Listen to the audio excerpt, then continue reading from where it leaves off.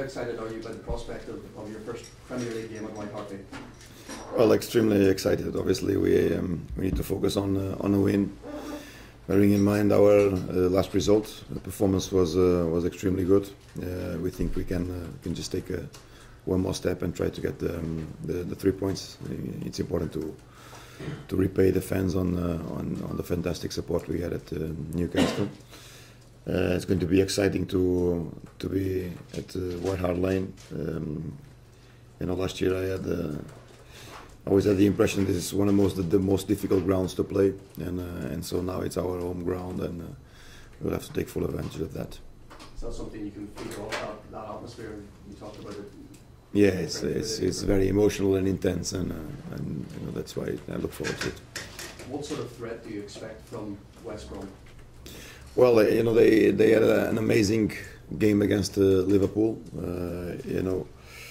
It couldn't have gone any better than what they did. I think 3-0 against Liverpool, first day of the season, is something immense. Obviously, Steve Clarke knew Liverpool well. He's building on from a great work that Roy Hodgson left at West Brom, and improving and making his own changes to the team. And I think at the first game of the season with great success. So they are a major threat on the counter. A good solid team defensively, but on the right time and through those counter attacks they can make you some big damage. So we have to be very, very aware of that. And you obviously know Steve well. What are his qualities as a coach, and will he make a good manager? Well, it's a long time since we were together. I think Steve has taken his steps very, very wisely, and I'm happy for him that he has achieved his long life ambition of becoming a manager.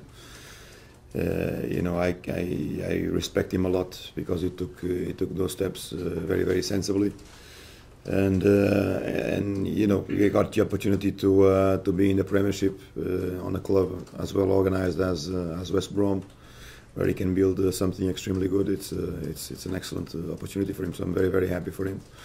Congratulate him on getting the job, and hopefully he can do well. Have you had a chance to speak to him since the fixtures came out already this week? No, not really. I mean, we were in the Premier League managers meeting, or I was in the Premier League managers meeting, but I think Steve took the other meeting up north.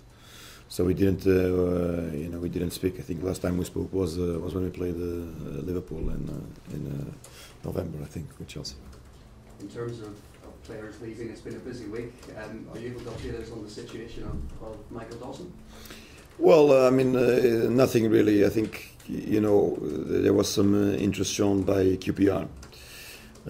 We've allowed the player to speak to QPR. The player hasn't reached an agreement. Michael is a player of an immense human dimension and an extremely good player, English international, which we respect.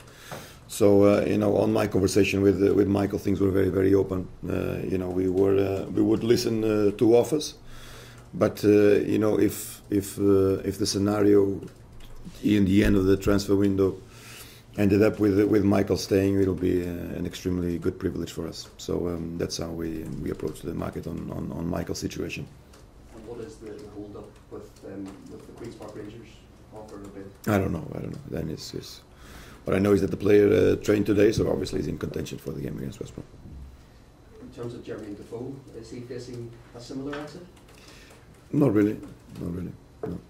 I spoke to his agent 2 days ago, and conversations have been extremely productive. The player is a player that I've immense confidence in. I appreciate his qualities, so I'm hoping that he'll continue to be a Tottenham player in the future.